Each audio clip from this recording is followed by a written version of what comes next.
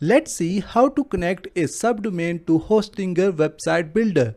So to connect your subdomain to Hostinger website builder, log into your Hostinger Edge panel. Now from the left menu, click on websites. Now edit your Hostinger website. Click on edit website. At first, we need to make sure that our website is live and public. After that, from the top, we are going to click on connect domain. Now click on change domain from here. Now here we need to add our subdomain.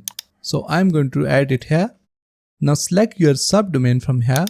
Now click on next from here, and in this way your subdomain will be connected to your Hostinger site. If it's not working and you are seeing an error, from the Hostinger dashboard, click on domains. Select your domain and then click on manage. Click on DNS/name servers. And now from here we need to delete all these records.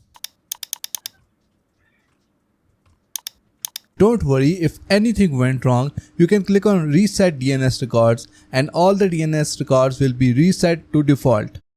After deleting all the records, from the type select CNAME, and for the name add your Hostinger subdomain, and for the target add connect.hostinger.com and then click on add record.